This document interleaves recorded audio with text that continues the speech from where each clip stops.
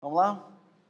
Ok, gente, eu queria falar agora falei sobre as causas do declínio, e tenho 40 minutos aqui agora também para falar sobre esses que eu chamo de fatores propulsores da revitalização.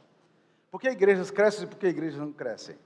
O que leva igrejas ao declínio e o que leva igrejas a avançarem? Por que igrejas estão fracas espiritualmente e outras igrejas são fortes espiritualmente?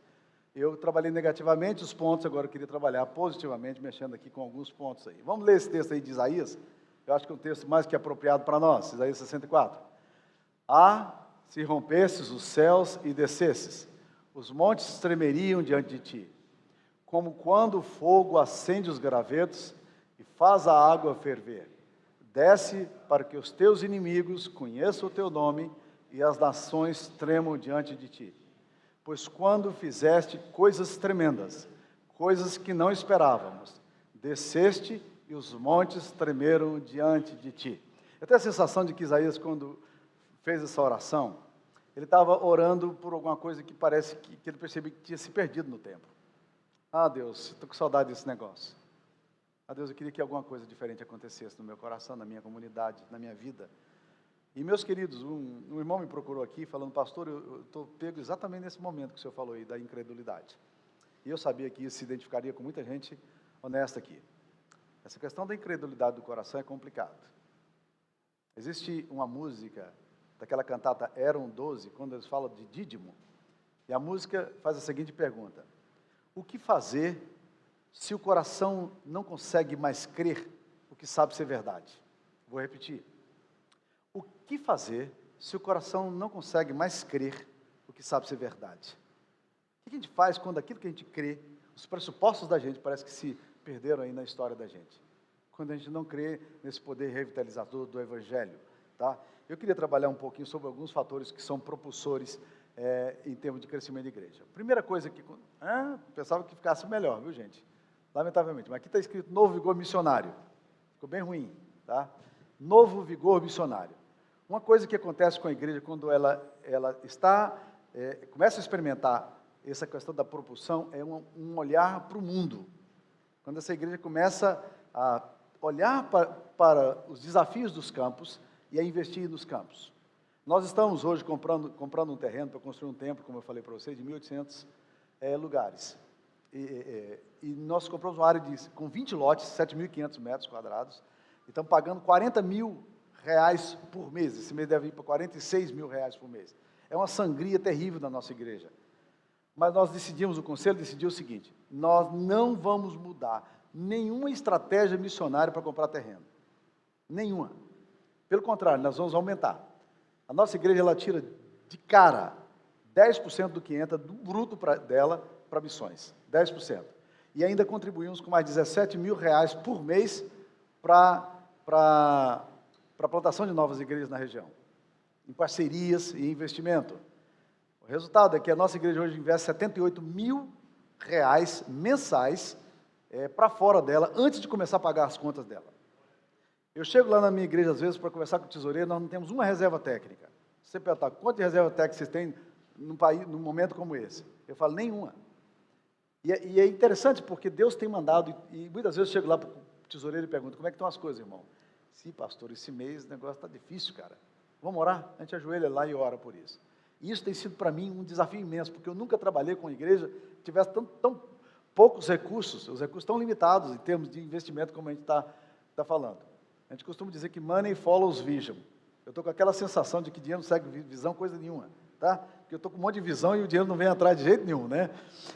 Mas o fato é que nós decidimos, nós não vamos mudar nenhuma estratégia. Esse ano, ano de recessão, nós contratamos o ministro de música, Josimar Bianchi, e contratamos mais uma pessoa para trabalhar no departamento infantil, porque só no departamento infantil nós estamos com 220 crianças frequentando, tá? É um projeto fantástico. Mas uma coisa é importante para nós: nossa igreja não quer perder essa visão para o mundo. Nós não queremos perder a visão para o mundo. Porque o Ageu, o presbítero aqui da Gávea, ele costumava perguntar para nós, quando ele era tesoureiro da igreja, o seguinte: quando a gente falava de orçamento, e a gente perguntava, vai ter dinheiro para esse projeto missionário? Ele dizia, se não der, vai faltar, pastor. O que a gente vai fazer? Se não der, vai faltar. O fato é o seguinte: Deus multiplica os nossos recursos. Com 90% do que você ganha, não dá para você viver. Aliás, com 100%, mas com 90% dá. Não é assim que Deus ensina, é uma matemática meio louca, mas é assim. A igreja também deve seguir isso aí. Esse é o fator propulsor de vitalidade. Quando a igreja, ela não está em si mesmada, ela olha para fora, esse é um dos fatores fantásticos de crescimento da igreja, isso ajuda muito a vida da igreja. Segunda coisa, um novo olhar para a cidade. É uma igreja que está na cidade, para a cidade. Nós temos hoje na nossa cidade, o único albergue da cidade é sustentado pela nossa igreja. Nós temos um albergue lá, que a pessoa pode, qualquer mendigo, qualquer pessoa de rua, qualquer transeunte, pode passar até 5 dias lá, sem pagar absolutamente nada. Quinto dia ela não pode ficar mais ali. Como é o único albergue da cidade, a gente tem uma parceria com a prefeitura, que nos cede policiais que guardam, porque é um negócio que a gente lida com pessoas que a gente não sabe exatamente quem são, né? E o grupo da igreja vai lá, leva sopão, faz sopa todos os dias. Há um outro grupo que vai lá para pregar a palavra de Deus. É uma igreja voltada para a cidade. Temos 2 escolas de periferia, uma escola para 600 alunos, outra escola para 700 alunos, em parceria com estados e municípios. Mas essas escolas são confessionais. Há poucos dias atrás, um grupo de católicas chegou ali e disse para nós: não, vocês estão ensinando corinho evangélico para os nossos meninos, nós não queremos. Essa escola é uma escola pública e nós não queremos. E nós puxamos o nosso estatuto e dissemos: essa escola é uma escola confessional. Nós temos parceria com a prefeitura e com o Estado. Mas daqui 2 quilômetros acima tem uma escola católica, vocês podem ir para a igreja católica, e nós achávamos que 40, 50 alunos iriam embora. Nenhum desses alunos saiu. Tá? Mas uma cidade, uma igreja que está focada na cidade. E auxiliamos, estamos muito voltados no projeto Resgate, que é um projeto que, com cerca de 120 pessoas, foi criado por um grupo da igreja também, e a nossa igreja sustenta isso aí, fazemos kit escola. Resultado, a nossa igreja está voltada para a cidade. Tem um programa de televisão, que 3 vezes por semana vai ao ar, temos programa de rádio, e a coluna do jornal mais lido da cidade é a minha coluna semanal, semanalmente eu escrevo. Hoje cedo eu estava escrevendo, ou seja, focando na cidade, preocupado com a cidade, o que é que nós podemos oferecer por essa cidade. Há muita necessidade na cidade, mas descubra onde é que a sua igreja pode estar. É uma das melhores inserções que você pode fazer, é quando você vai em direção à comunidade. Tá? Então pense nisso aí. Uma terceira coisa que caracteriza isso aí, é o que eu chamo ali de foco, está difícil para ler, né, gente? In churched people, gente fora de igreja. Lembra que eu falei da estatística para vocês? 3,8% de pessoas evangélicas estão fora de igrejas no Brasil. Evangélicos não praticantes. Queridos, por que essas pessoas saíram da igreja? Na sua maioria saíram por quê? Brigaram com o pastor, ou porque ficaram em dúvidas quanto à teologia, mas a maioria saiu porque não aguentou mais o abuso dos púlpitos, a forma como a palavra de Deus não foi explicada, e esse pessoal está aí, que nem zumbi, walking dead, andando para tudo quanto é lado, batendo de uma porta em outra, mas na hora que eles encontram a comunidade com saúde, onde os filhos deles entram e são bem tratados, onde há um programa de educação focado para a cidade, quando esses meninos entram ali, eles ficam na igreja, os pais ficam na igreja, e tem acontecido um fenômeno interessante. Eu estou na minha igreja com 6 pastores, e um deles da Batista Regular, que é uma das igrejas consideradas mais conservadoras do Brasil. 6 pastores estão na minha igreja. O que eles querem lá? Pastor, eu quero ser tratado. Eu quero ser curado. Eu preciso, me deixa eu ficar aqui. Venha. Daí um pouco se tornam membros da igreja. Daí um pouco são líderes da igreja. Gente que ama Deus, mas que por alguma razão se perdeu na história. E os filhos estão fora da igreja.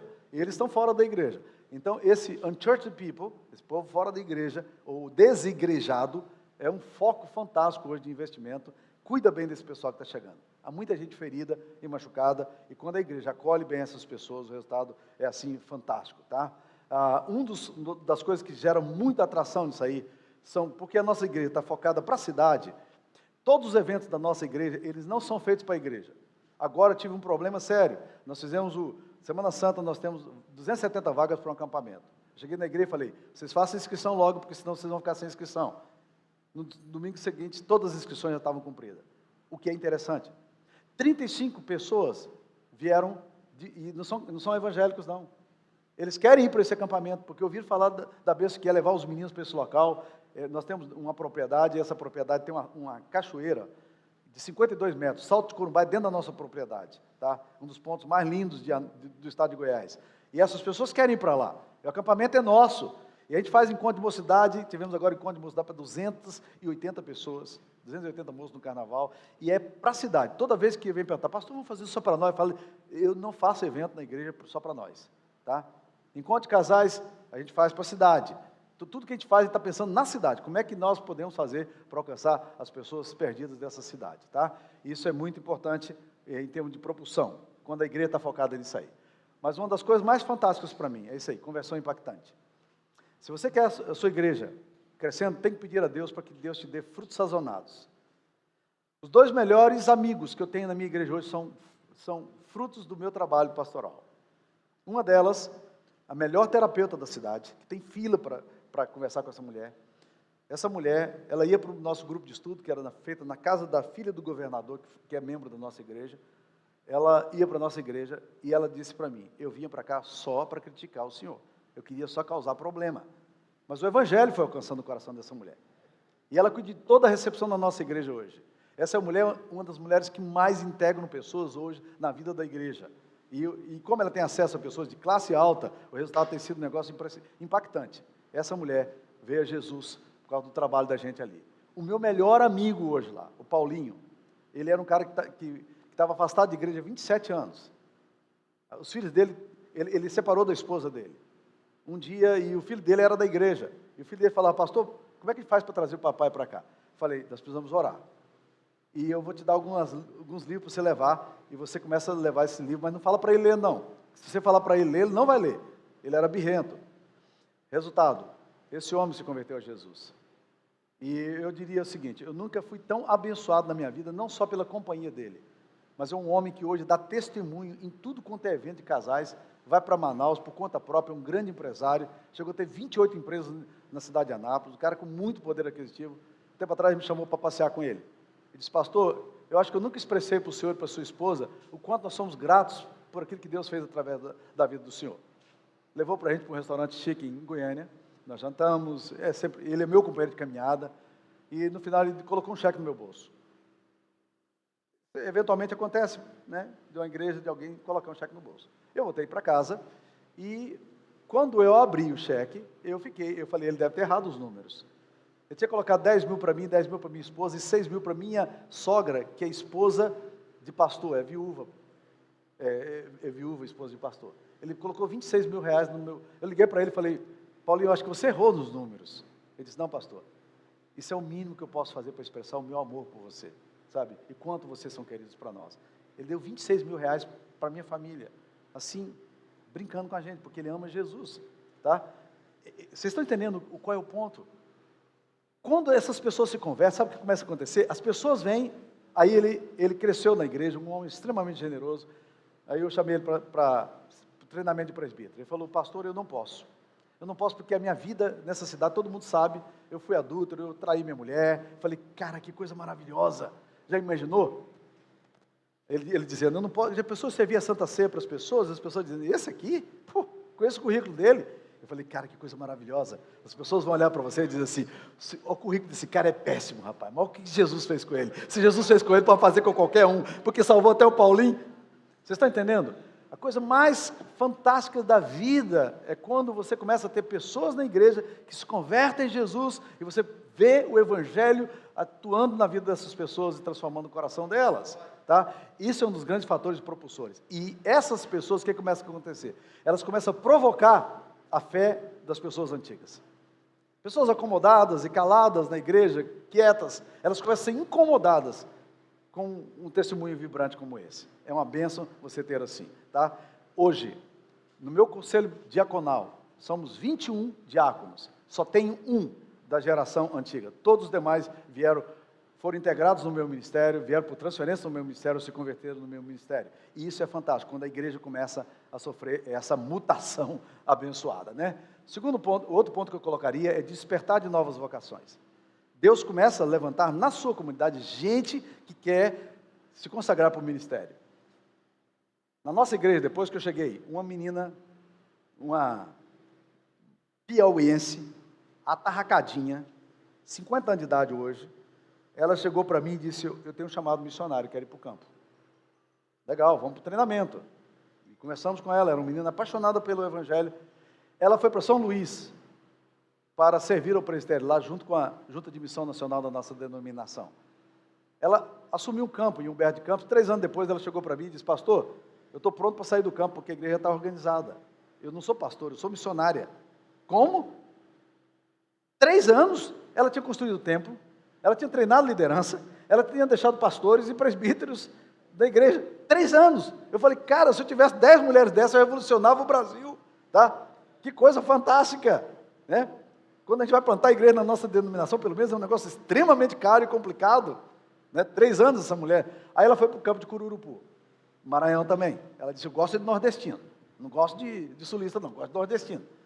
Foi para o campo de Cururupu. 4 anos depois ela disse: pastor, está na hora de trazer um pastor agora, porque eu não sou pastora, eu sou missionária. Eu quero desbravar, a igreja está pronta. Eu quero ir para outro campo, agora está no Piauí, foi para a terra dela, para plantar igrejas. Gente, você tem esse tipo de vocação, e aí quando ela chega na igreja, cara, quando ela vem de férias, no furlough dela, né, de férias, cara, eu boto aquela menina para falar na igreja. É um negócio impressionante, a ousadia dela, a coragem dela, e ela pega aqueles riquinhos da minha igreja, assim, bate naquele pessoal, bate em mim, bate em todo mundo, bate na liderança, e é um negócio fantástico. Toda vez que eu quero uma mulher para falar de missão, levantamento de recursos, eu trago a Fabiana e digo: faz o trabalho aí, minha irmã, porque é uma benção essa menina. Nossa igreja, de lá para cá, nós já temos 7 novos pastores que surgiram do nosso pastorado em 14 anos. 7 não estão prontos ainda, 3 deles estão ainda no seminário, mas é uma benção ver isso acontecendo.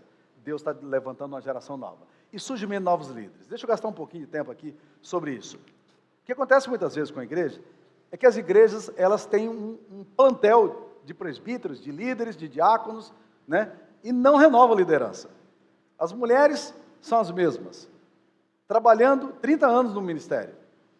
E elas podem até falar: não tem ninguém para ajudar, mas elas também não abrem mão. É mais ou menos como a relação, muitas vezes, das mulheres, presta atenção, as mulheres aqui, que nem uma mulher que é um homem, toda mulher fica lutando, competindo liderança com o homem. Na hora que elas assumem a liderança, elas ficam frustradas. Não é assim mesmo?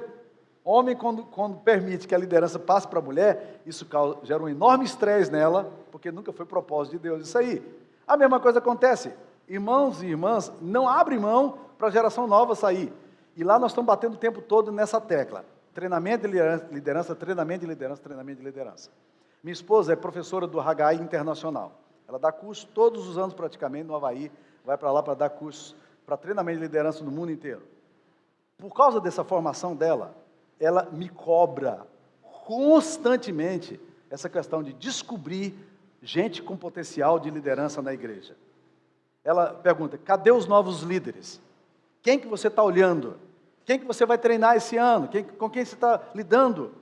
E aí agora já entrou mais ou menos no clima, e eu já não tenho mais problema, porque todo ano eu escolho na minha igreja 8, 9, 10, 12, 13 homens, e estou cobrando dela, agora você começa com as mulheres também, né? E eu pego pessoas que estão chegando fora da igreja e digo: eu quero que você caminhe comigo. Eu tenho um programa que eu desenvolvi, um rapaz que trabalha com arte, com design, ele um dia chegou, participou do curso, agora está no seminário, ele é design gráfico, ele participou comigo o semestre inteiro desse treinamento de liderança, chegou no final e disse: pastor, eu queria fazer uma avaliação do seu programa, o conteúdo está ótimo, mas a apresentação está pobre demais, pastor, está ruim demais, deixa eu digitalizar esse negócio. Aí eu dei para ele, eu não sabia o que ia acontecer, e ele fez esse material, um material assim que você manda agora para o pessoal tudo digitalizado, o pessoal vai tudo com tablet, com iPad para trabalhar. Gente, tem sido fantástico, e esse material eu disponibilizo para qualquer um de vocês.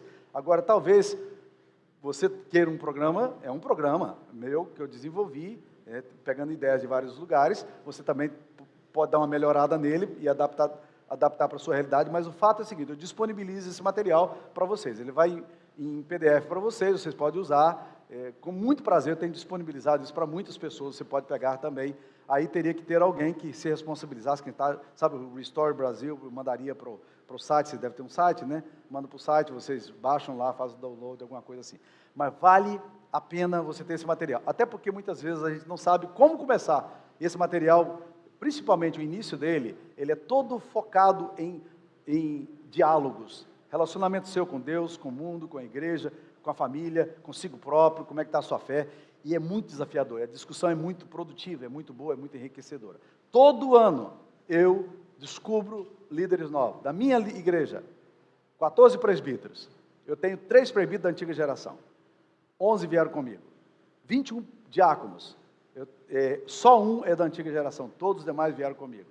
E esse ano, estou com um grupo de 9 homens que eu estou treinando para a liderança. Eu fico o semestre inteirinho com eles, a gente termina com um retiro espiritual e é sempre um programa fantástico para a nossa vida, a vida da igreja. Isso renova a liderança. Se você está com os líderes e não tem gente nova, a minha sugestão é a seguinte: faz aquilo que o Sérgio Queiroz sugeriu uma vez no encontro CTPI. Ele disse: pega os seus líderes para passear. Leva os seus líderes para passear. Foi sui generis a afirmação dele. Todo mundo ficou assim, né?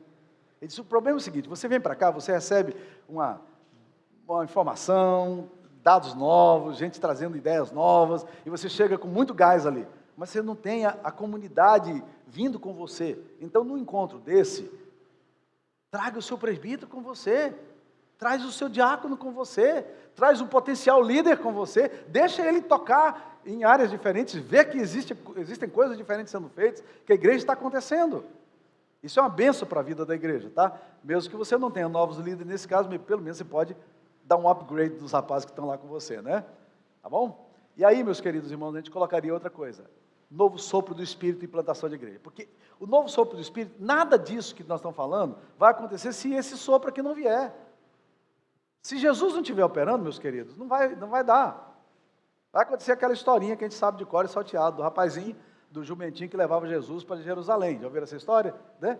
Ele chegou para os amigos dele, o jumentinho, todo feliz, porque ele entrou em Jerusalém e todo mundo gritava: Hosana, que vem em nome do Senhor. E ele se sentia, ele empinava o pescocinho, e ele dava um saltinho de vez em quando com Jesus montado nele. E no outro dia, e quando voltou para casa, ele falou para os colegas jumentos dele: rapaz, você precisa ver que experiência fantástica, apoteose. Finalmente, Jerusalém se rendeu ao meu prestígio, à minha glória. Eu entrava, todo mundo jogava manto. Olha, eu nem pisei no chão, para você ter ideia. Eu só pisava em mantos, e os amigos: você está ficando besta, rapaz?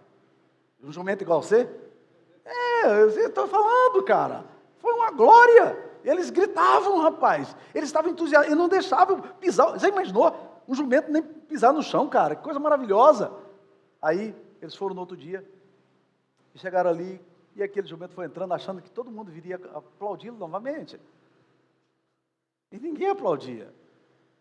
Aí ele ficou ressabiado assim, e um bateu nas costas dele e disse: camarada, a verdade é que você sem Jesus não passa de um jumento mesmo, né? Essa é que é a grande verdade, tá? Sem a ação do Espírito, meus queridos, nada do que a gente fizer vai fazer qualquer sentido, tá? E o desembocar disso tudo aqui é um olhar para fora. Plantação de novas igrejas, reino de Deus, crescimento de igreja, visão do mundo, tá? Deixa eu caminhar um pouquinho mais aqui, porque o nosso tempo vai caminhando. Gênesis Design.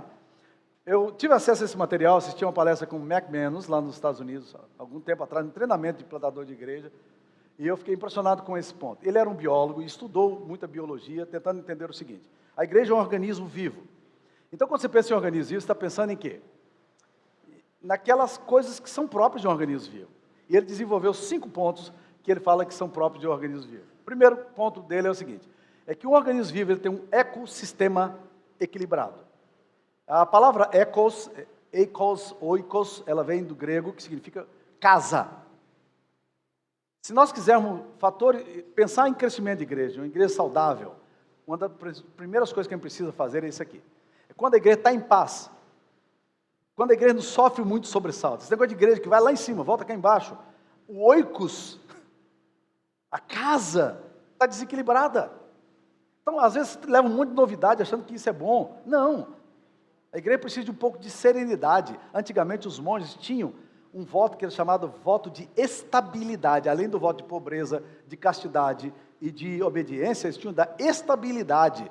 Pastores instáveis demais, igrejas instáveis demais, elas não produzem o equilíbrio para que você possa ter paz. Lembra quando Paulo veio para a igreja em Atos 9:31?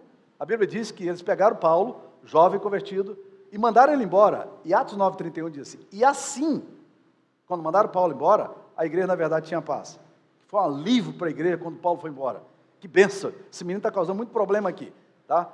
Então, o McManus fala que uma das características de uma igreja saudável esse aqui, um ecossistema equilibrado. Neemias 4:6 diz assim, e que eles tinham ânimo para trabalhar. O povo estava entusiasmado, e por isso tem ânimo para trabalhar. Segunda coisa que ele coloca é uma adaptação ao meio ambiente.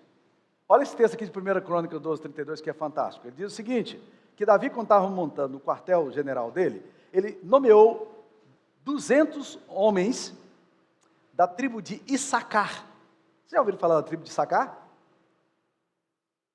O que tinha de especial nessa tribo? Porque ninguém nunca ouviu falar mais nada dela no Antigo Testamento, a não ser que ela era a tribo de Israel. Você ouviu falar de Benjamim, de Saul, um monte de coisa, mas a tribo de Issacar tinha um fenômeno interessante. Lá diz o seguinte, que eles conheciam os tempos e sabiam o que Israel devia fazer. Olha que coisa interessante. Davi pegou e disse, eu quero 200 rapazes aqui, contratados, segundo escalão, alto salário, para estar comigo, porque eu quero esses caras do meu lado.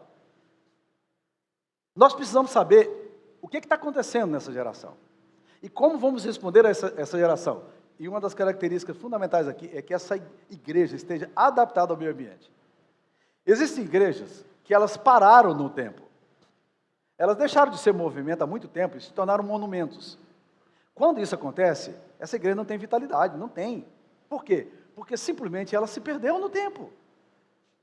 Igrejas precisam entender que cultura está, que povo é esse, que tipo de mensagem nós vamos pregar, que estratégia nós vamos usar. E a minha estratégia lá de Anápolis não serve aqui para o Rio de Janeiro. Cada igreja vai ter que se descobrir. Você sabe quais são as carências, necessidades do teu bairro, da tua cidade, da tua igreja? Você sabe responder a isso? Está fazendo a leitura certa? O problema, às vezes, que a gente quer dar resposta a coisas que ninguém perguntou. Igual eu vi algum tempo atrás numa placa que dizia o seguinte, Jesus é a resposta. E um gaiato chegou e colocou embaixo, qual é a pergunta? Qual é a pergunta? Mac Menos diz que uma das características da criação, do desenho que Deus fez lá na criação, é de que a criação ela deveria ter uma adaptação ao meio ambiente. Vamos lá. Esse texto de Marcos 4:33 é interessante, que diz que Jesus pregava conforme permitia a capacidade dos seus ouvintes. Já leram isso? Já leram isso? Jesus pregava conforme permitia a capacidade dos seus ouvintes. Se você não sabe como é que esse pessoal entende, você vai falar de coisas que eles não estão entendendo mesmo, tá? Vamos para o terceiro ponto aí. É uma reprodução espontânea. Gente, não é isso que acontece em Atos 2:47? Eles viviam em comunhão, eles viviam ancorados na doutrina dos apóstolos. E a Bíblia diz assim, enquanto isso, acrescentava-se-lhes o Senhor, dia a dia, os que iam sendo salvos. Qual é a estratégia missionária da igreja primitiva? Vida de comunhão, vida alicerçada na palavra, vida de oração, vida simples. Mas isso atrai as pessoas, os perdidos, isso atrai as pessoas que estão de fora. Um organismo vivo, ele reproduz. Eu tenho 2 cachorros em casa, aliás, eu não tenho cachorro, a minha mulher tem 2 cachorros, né? Porque ela que escolheu ter cachorro em casa, não eu. Mas de qualquer forma, a nossa cachorrinha, são da mesma raça, não pode cruzar com o cachorrinho, porque nós levamos para o acampamento e ela pegou um carrapato e desenvolveu uma doença chamada babeses. Então ela tem convulsão, tem que tomar Gardenal, né? Tem muito pastor também precisando tomar Gardenal aí, né? E aí o que acontece? Quando chega a época do cio dela, nós temos que dar Gardenal para o cachorro, porque aí é ele que entra em crise, né? E começa a uivar, e aí tem que dar um Gardenalzinho para ele acalmar, aquela coisa toda. Mas a Juju não pode reproduzir por uma razão muito simples. Ela não tem saúde para engravidar. Eu olho para aquele cachorro e penso assim, cara, às vezes a igreja não está crescendo, porque ela simplesmente não tem a saúde. Ela não consegue acolher ninguém. As pessoas que batem nesse lugar não vão ficar. Gente, eu sou pastor há 35 anos, sou psicólogo, lido com essas questões o tempo todo. Eu já aprendi, quando vou visitar uma família, a saber se a família está bem ou está mal. Igrejas, eu sei se a igreja está bem, está mal, antes de qualquer pessoa falar. Quando você entra numa igreja, e você olha que a fachada dela está toda mal arrumada, aquele negócio bagunçado, banheiro sujo, departamento infantil largado, as traças, você fala, ih, aqueles móveis velhos que não atualizaram há 50 anos, né? Em casa, quando você vai visitar, é o seguinte, você olha, e eu sou bom observador, quando você entra na casa, você percebe que o quadro, ele foi alinhado assim, está torto, né? A planta, precisando de uma aguinha, cara, está morrendo. Ninguém te falou nada, mas algumas coisas na família, você já percebe de cara. Você sabe quanto tempo uma pessoa leva para saber se aquela igreja, você vai ficar na sua igreja ou não? Presta atenção nisso. Existe um seminário nos Estados Unidos chamado Closing the Back Door, fechando a porta do fundo. Diz o seguinte, que um americano, em 10 minutos de igreja, ele já decidiu se vai ficar ou não na sua igreja. 10 minutos. Entre a recepção, isso significa, entre o estacionamento e entrar na igreja, entre o primeiro cântico, ele já decidiu, eu fico nessa igreja ou não fico. Não é estranho. A reprodução espontânea é quando tem saúde, gente. É próprio da criação. O organismo vivo se reproduz. Igrejas crescem. Basta ter um pouco de saúde. Vamos lá. Um outro ponto aqui. Espero que não tenha nada a ver comigo. Vamos lá. E parece que tinha, não. Vamos lá. Instinto de nutrição. Uma outra característica de um organismo vivo, do desenho da criação que Deus fez, é que esse organismo, ele tem essa capacidade de nutrir. Qualquer inseto, qualquer animal, quando nasce, ele sabe como cuidar do seu filhote. Ele sabe como nutrir o filhote, como defender o filhote. A minha nora é louca com cachorro, ela tem uns cachorros, uns bulldogs franceses, lindos e tal. Lindos não, feios, na verdade são muito feios, né? Mas se tornam bonitos por serem exóticos, né? Aquela coisa toda. E, assim, quando nasce uma cria, 4, 5 mil reais cada filhotinho, aquela coisa toda, né? E ela, quando nasceu a primeira vez, ela chegou desesperada para minha esposa e disse, Sara, o que vai acontecer agora? Eu estou com medo dos outros matarem o filhotinho. Ela disse, pode deixar. A sua cadela sabe defender os filhotes dela. E é interessante, nenhum macho se aproxima. Ela não deixa. Ela cuida dos filhotes e ninguém toca. Isso para mim é instituto de proteção, de nutrição. Agora, quem deu aula de formação de bebê para a cadela, para o animal? É assim. Ele sabe o que fazer. Igrejas às vezes não sabem nutrir e cuidar das pessoas que chegam. As pessoas estão solitárias, elas não têm acolhimento. Nós temos nossa igreja, funciona muito por pequenos grupos. E eu digo o seguinte, quando essa pessoa cai num pequeno grupo da nossa igreja, ela não sai mais da igreja. Enquanto ela não cair num pequeno grupo, eu não tenho certeza se ela vai ficar. Porque eu não creio que só o púlpito vai sustentar isso aí. Mas no momento em que ela entra para um pequeno grupo, encontra amigos, encontra relacionamento, encontra identidade, aí você vai ter uma igreja que vai se nutrir e vai crescer nessa nutrição, de acordo com o design da criação. E por último, um ciclo de vida harmonioso. O que significa isso? Geração vai morrer, geração vai nascer. Juízes 2:10 é um texto terrível, que diz o seguinte, que depois de Josué, levantou-se uma geração que não conhecera o Senhor, e nem ouvira falar dos feitos de Deus. O que aconteceu? E eles se desviaram, seguindo Baal e Astarote. Olha que complicação. Você tem que lembrar o seguinte, existem muitos pastores e líderes que estão felizes com a igreja, porque a igreja está estabilizada. Essa questão do platô é falsa. 80% das igrejas estão no platô ou no declínio. Falsa impressão. O platô, ele não se mantém. Sabe por quê? Porque as pessoas morrem.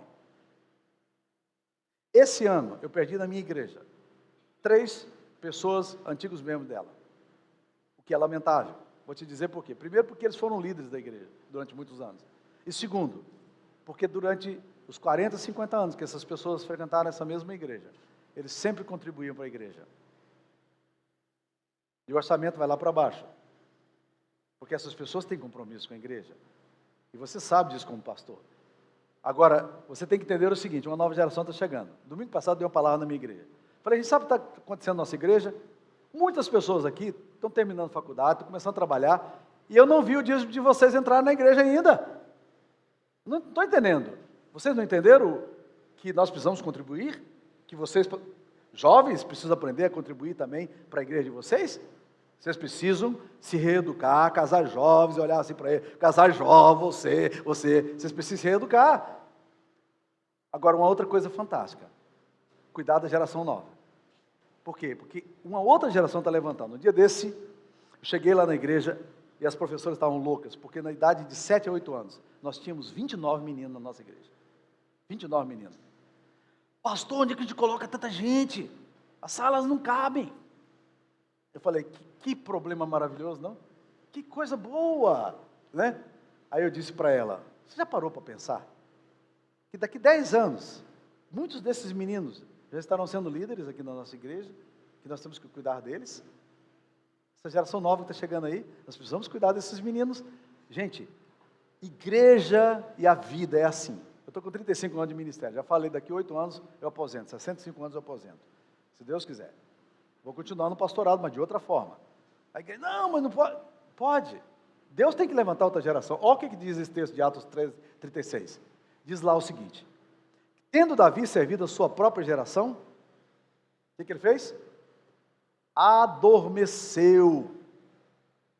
Eu só posso servir a uma geração, essa é a minha geração. Essa geração que Deus colocou para eu servir. Essa é a sua geração. A minha geração está passando, a sua está chegando. Mas é fantástico ver tantos pastores jovens, gente que está começando com sangue novo, com vitalidade, com vontade de servir o reino de Deus e fazendo as coisas acontecerem com a graça de Deus. E vamos aqui, meus queridos irmãos, tentando terminar. Quais são o alvo da revitalização? Deixa eu colocar 4 pontos bem rapidinhos aqui para nós. Nosso tempo já está em cima. Vamos lá. Gosto muito desse texto de Atos 8:8. Quando o evangelho chegou em Samaria, diz assim, houve grande alegria naquela cidade. Deixa eu falar de alguns alvos aqui para nós. Primeiro, se nós falamos de revitalização, que foi o tema que me foi proposto aqui, de acordo com o evangelho, deixa eu dizer uma coisa para vocês. O evangelho tem a ver com vida. Aquele grande pregador metodista, Stanley Jones, no livro dele, O Cristo em Todos os Caminhos, afirma o seguinte, a palavra-chave na Bíblia é vida. Rick Warren vai falar que é relacionamento. Groningen fala que é pacto e aliança. Aí vocês podem escolher. Mas são palavras-chave. A essência do evangelho é vida. Se é uma coisa que o evangelho produz, é vitalidade. Quando o evangelho entrar no meu coração, na minha família, na minha história pessoal, na minha igreja, quando o evangelho entra, eu tenho que esperar a vida. Nós falamos de um Deus vivo, de um evangelho vivo. Então nós temos que esperar a vida. Segunda coisa que eu diria é o seguinte, igrejas vivas geram um movimento e impacto. Se a tua igreja está passando por vitalidade, o que ela faz normalmente é gerar movimento e impacto. E presta atenção, não só impacto, mas movimento. Eu trabalho muito com plantadores de igreja. E eu tenho falado o seguinte, o grande alvo da gente, eu vi que o Jay está trabalhando nessa linha aqui também, o grande alvo da gente não é exatamente plantar igreja só não. Nós não queremos só plantar igreja. Nós queremos gerar um movimento de plantação de igreja. Nós queremos ver muitas outras igrejas brotando, centradas na cruz no evangelho. Por quê? Porque igrejas vivas, elas sempre geram movimento. E onde a igreja chega, ela de alguma forma perturba. Lembra da afirmação de Atos? Esses que têm transtornado o mundo chegaram até nós, alguma coisa acontecia. Em Éfeso, eles trouxeram grandes quantidades de livros mágicos e colocaram nas ruas e queimaram em praças públicas. E presta atenção, não tinha nem gráfica naquela época não, meu filho, é papiro e livro caro, que varia uma fortuna. Terceira coisa, igrejas vivas cumprem sua missão. Porque não tem jeito de você cumprir sua missão se a sua igreja perdeu a vitalidade. Igrejas vivas, elas vão cumprir missão porque é assim que acontece.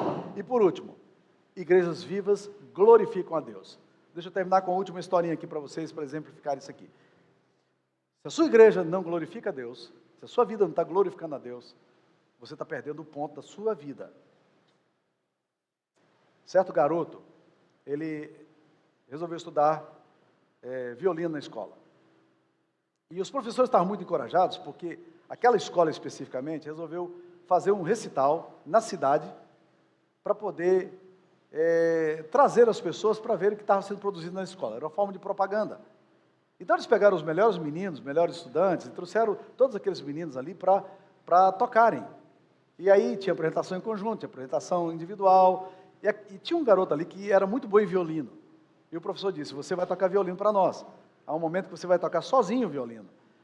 E eu queria saber se está seguro para isso. E ele disse, não, mas Não, vai lá, eu vou te ajudar, tem bastante tempo ainda, tem uns 6 meses, dá para poder trabalhar, você vai chegar afiadinho lá, e você não vai nem errar nenhuma nota, vai ser ótimo. E o garoto foi. E ele chegou, e o teatro estava lotado, familiares vieram, a cidade veio, o prefeito da cidade veio, todo mundo ali interessado em ver o recital de música daquela escola. E quando eles chegaram ali, quando aquele menino terminou de fazer a apresentação, ele tinha ido tão bem, que todo mundo se levantou e começou a aplaudir. Todo mundo aplaudindo, tá todo mundo feliz. E aquele menino fazendo as mesuras de artista, né? Quando de repente, a sua feição muda completamente, e ele olha para um lado, olha para o outro, e sai desesperado, profundo, para os bastidores. E o professor dele vai atrás, e a pessoa que estava apresentando vai atrás dele. Quando vai atrás dele, ele fala, volta lá, o que aconteceu? Ele disse, eu estou com vergonha. Vergonha de quê? Está todo mundo aplaudindo você lá, volta lá, não faça isso não. Ele disse, não, mas teve uma pessoa lá que não me aplaudiu. Ah, não, você está brincando. Uma pessoa não te aplaudiu? Ele disse, uma pessoa lá não me aplaudiu. Ele viu aquela pessoa que estava sentada no quarto banco ali, a primeira pessoa? Ela não me aplaudiu. Você vai, mas peraí, está todo mundo aplaudindo você? Só tem uma pessoa lá que não está te aplaudindo, agora você está em crise por causa do aplauso de uma pessoa? Ele disse, mas você sabe quem é aquela pessoa? Ele disse, não. Ele disse, aquele ali é o meu professor de violino, e ele não me aplaudiu. Se você tiver todo o aplauso do mundo, mas se você não glorificou a Deus, se você não recebeu os aplausos do céu, você perdeu o seu tempo. Porque toda a glória tem que ser para Ele. E quando nós falamos de revitalização, nós precisamos entender, é Ele que está fazendo a obra. E nós apenas vamos ser instrumentos. Nós plantamos e regamos, mas quem dá o crescimento é Deus. Vamos orar?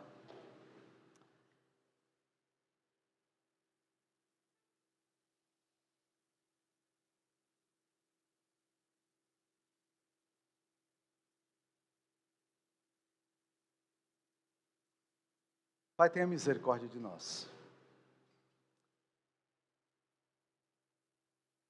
Pai, olha para o nosso coração, Pai querido. Tenha misericórdia de nós. Renova o nosso coração segundo a graça e a misericórdia do Senhor. Muitos estão aqui desencorajados, desanimados e tristes, ó Pai. Muitos foram pegos, ó Deus querido, na competição, no mercado, perderam o foco, o sentido e a razão. Eles não sabem nem o que estão fazendo mais. E precisam da misericórdia e da direção do Senhor. Renova aqui nessa tarde, Pai querido, a graça e a misericórdia do Senhor por essas vidas. O Senhor abençoe, ó Deus, as igrejas desses irmãos, a vida desses irmãos, a família de cada um deles, alguns aqui enfrentando grandes batalhas. Que a misericórdia do Senhor esteja sobre eles, em nome de Jesus. Amém, Senhor. Amém. Deus abençoe.